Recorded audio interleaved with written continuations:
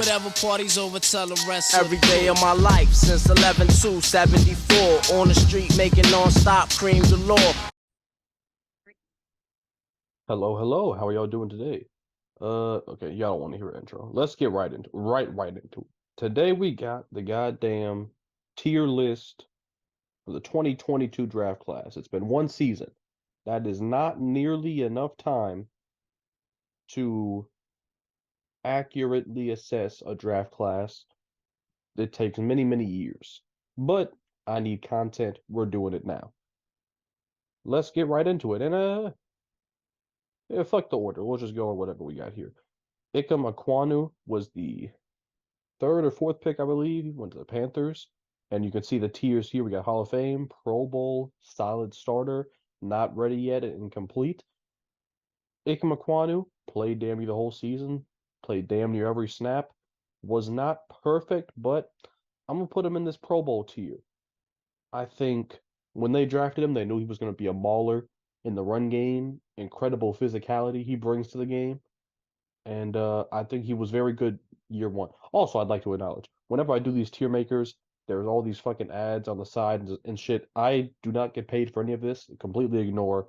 If you need fucking a woman's long sleeve pleated top with the neck, ignore that. Moving on. Derek Stingley. He was the third overall pick, and McQuan was the fourth overall pick. No. What was Ikem Ekwonu? Okay, I think Aiken was actually a sixth pick or some shit like that. Derek Sting was the third pick. Above Sauce Gardner, he was the first cornerback. Actually, the highest cornerback ever taken, tied with Jeff Okudah.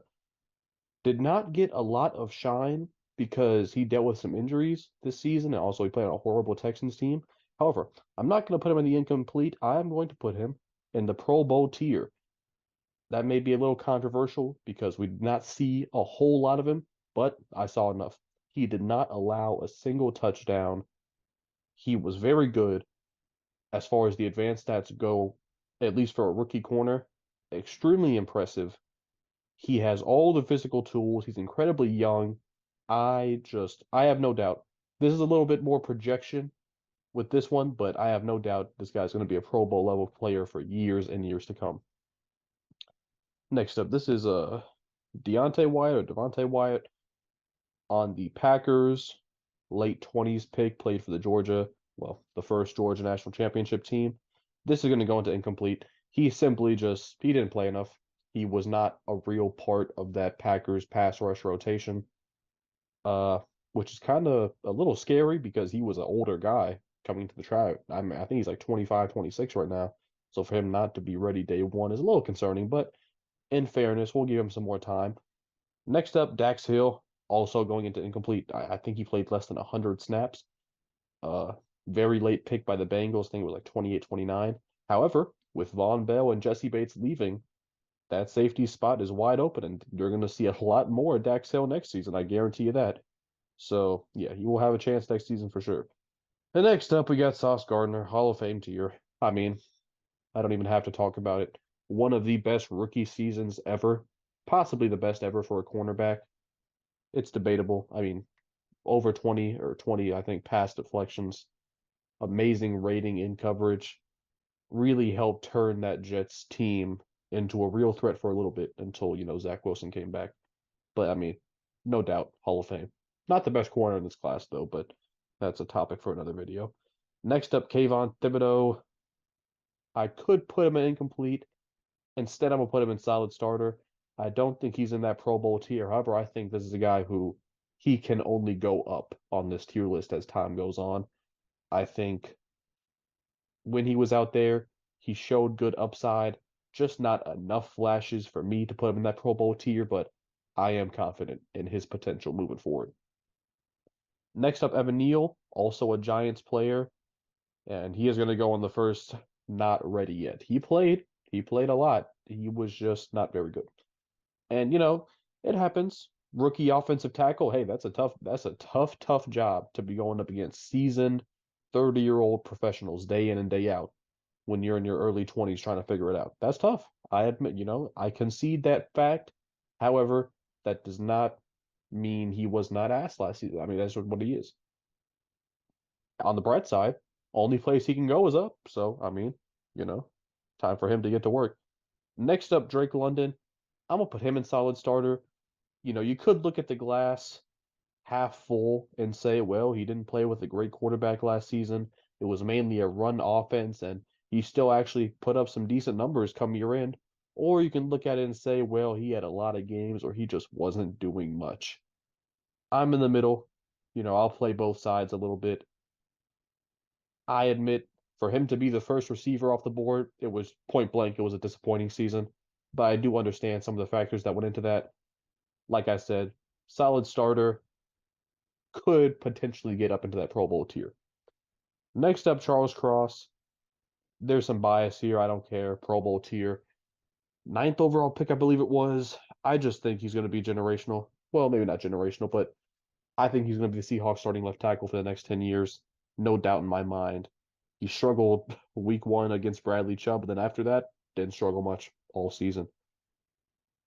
Just as good, if not better, than Ikema Kwanu was at left tackle. So, hey, I was very impressed as a Seahawks fan.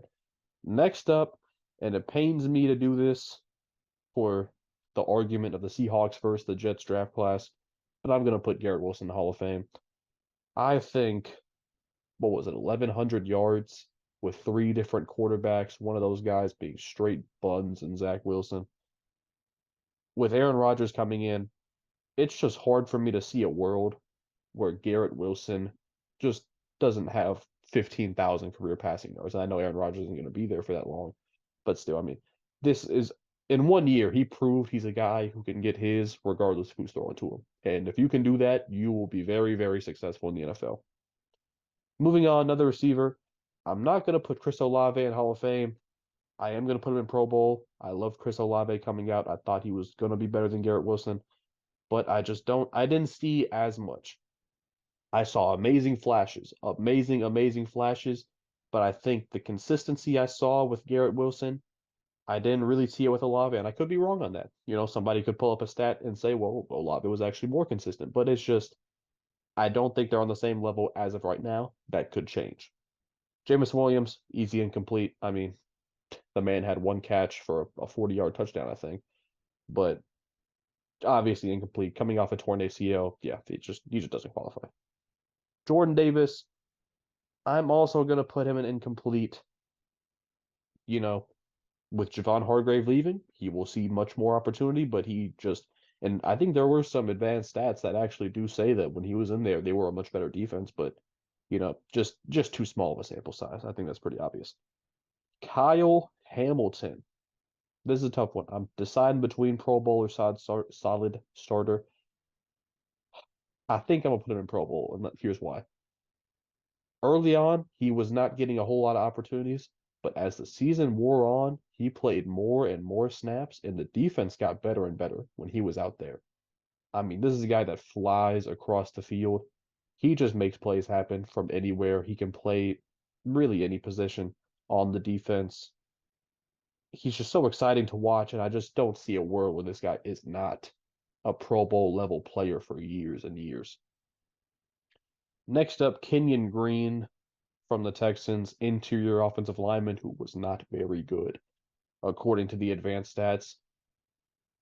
Not many ways you can judge interior offensive linemen. Advanced stats and penalties are one of those ways, and Kenyon Green, those were not favorable to him. Let's just put it that way. So not ready yet for Kenyon Green. Jahan Dotson, I'll put him in solid starter above Drake London because, I mean, you could say his issues were very similar to Drake London. I mean, except he had to actually play with two different quarterbacks in the middle of the season while dealing with injuries.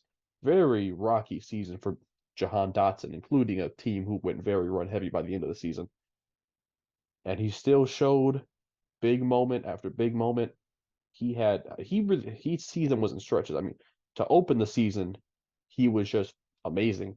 And then he had a stretch in the middle of the season after he came back from his injury where I think he was also it was like three straight games of just very good play. I'm very excited to see what he does next season, even though I have no confidence in whoever is going to be throwing to him. But yeah, very, very good rookie season from Jahan Dotson, even though he missed some time. This is Zion Johnson from the Chargers.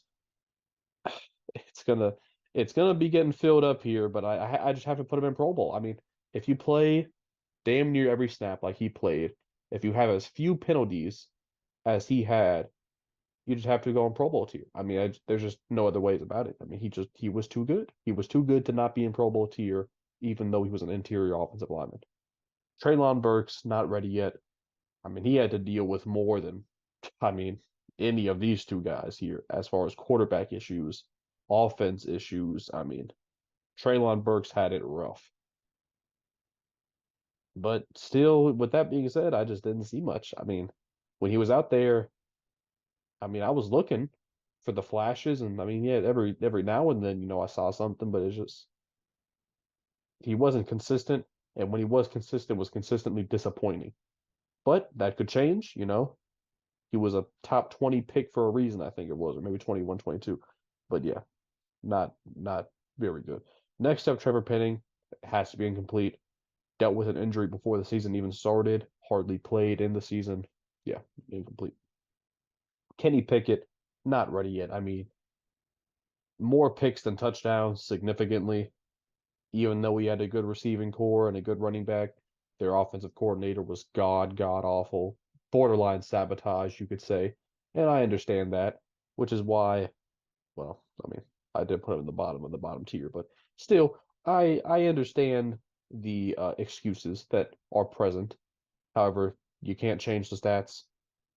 He was not good. So he goes to the bottom right there. Trent McDuffie by the Chiefs. I mean, only reason he's not going in Pro Bowl is because as the season wore on, he was a little bit worse with the advanced stats.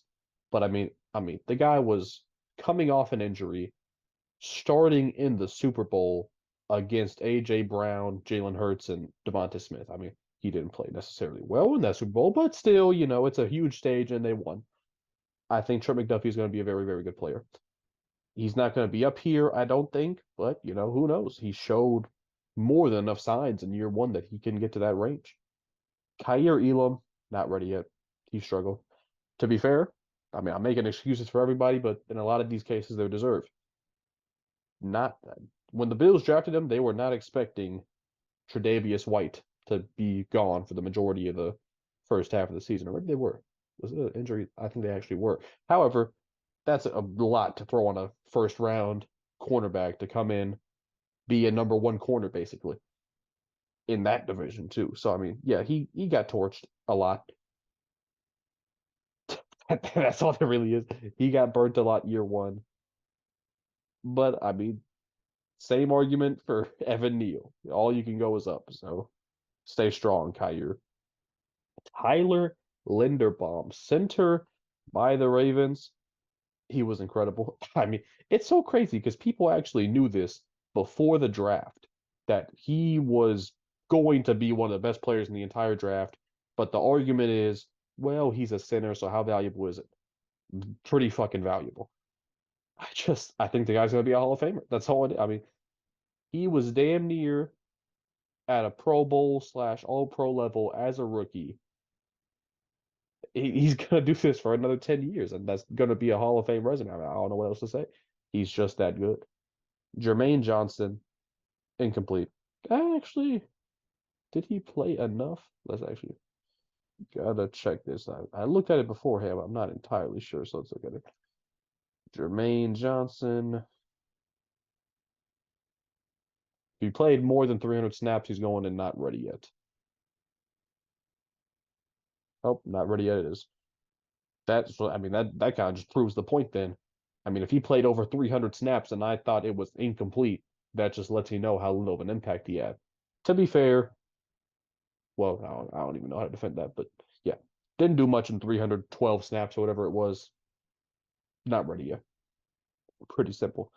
Devin Lloyd, he started the season very, very good. Then as the season went on, he just got picked on in pass coverage. I mean, it was rough. I don't even want to look at what his advanced cover stats were by the end of the season, but they were bad. However, I think he can fulfill that Oluokun role going forward. I think he's that type of a player. He got picked on year one, like most rookie corners, linebackers do in coverage. but he still fought through it. He was in a lot of plays. He was always by the action, and he made a lot of plays. I like Devin Lloyd. I think it was a good pick by the Jaguars. Not the best year one, however, the upside is there. Is this Cole? It is Cole Strange. This was a very laughed at pick by the Patriots when they made it. There was a strange pick, but if you look at the stats, he was good. Not great, but good. Especially considering Trent Brown, the issues he dealt with, Cole Strange had a lot on his plate. He just performed well. I mean, better than some of these other guys. Evan Neal was a top, 10 pick. Cole Strange was better. So I mean, shout out to him. I mean, solid starter.